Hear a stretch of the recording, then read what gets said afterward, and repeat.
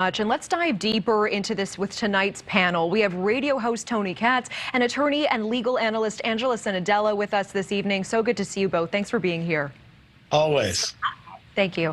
Well, Tony, there are warnings of threats being made to federal authorities since the raid at the former president's home in Mar-a-Lago.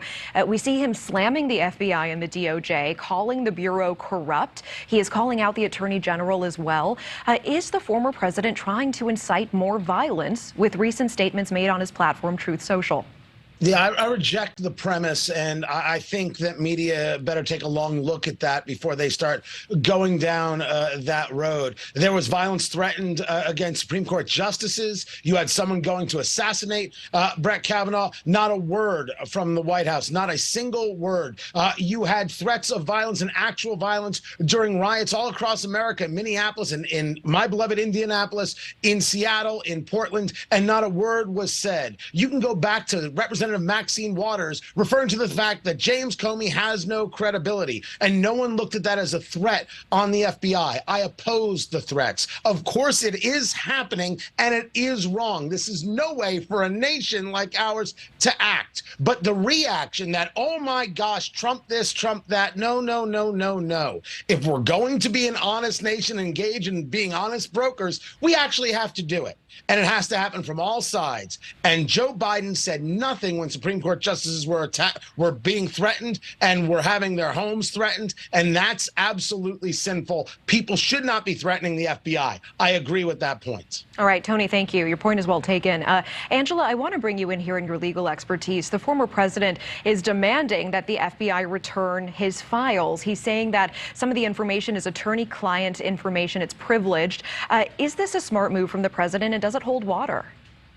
It's a smart move in terms of his defense, because it is possible that some of that information could be privileged. But at this point, we have no idea what's actually in any of those files beyond what we've heard in public documents. So that means that if there are possible information in there that could incriminate him and that was directly to an attorney, that is possible it could be privileged. But is it just a ruse to deflect? I mean, that's possible. With him, anything is possible.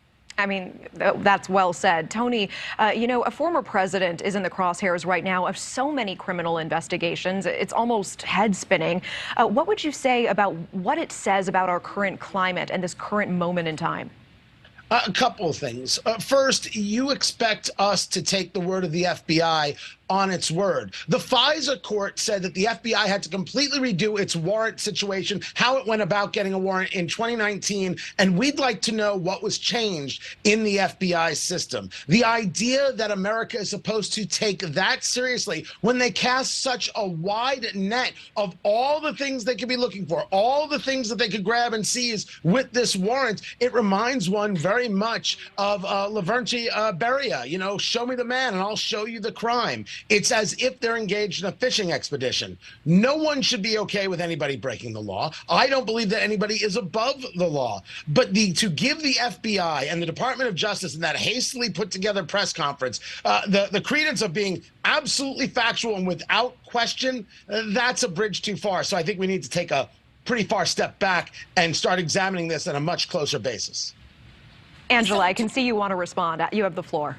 Yes. So one thing I would really disagree with is that there was any haste involved here. If anything, this was extremely calculated. And I am certain that that search warrant would stand up to any possible appeal or judicial scrutiny. And this is because if the Attorney General is going to go so far as to do something this potentially explosive, he's going to make sure that all of his I's are dotted, all of his T's are crossed. But at the same time, I do agree it is a fishing expedition. But you know what? That's what prosecutors do across the country, literally doesn't all make the it time. right.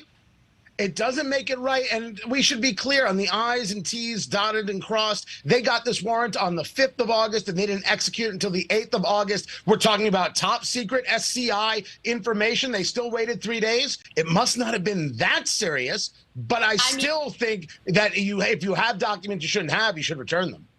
But Tony, that argument goes the opposite way. They waited 3 days, and you're saying it's because it wasn't that serious. But you know what? It could be because they were trying to make sure that their search warrant is going to be indestructible in the court of law. So I think it's not a bad thing they waited a few days. The argument they made is that they didn't want Trump there because they didn't want to make it look too high profile. That's about PR, not about the safety of the nation. Angela, I do want to ask, go ahead, and please. That is not abnormal to just make sure that there's going to be as little scrutiny or as little, explosion possible when these types of, whether or not you call it a raid or whether or not you call it a warrant expedition, that is not something unusual. Thank you for watching. Go to newsnationnow.com to find News Nation on your television provider. And don't forget to click the red subscribe button below to get more of News Nation's fact-driven, unbiased coverage.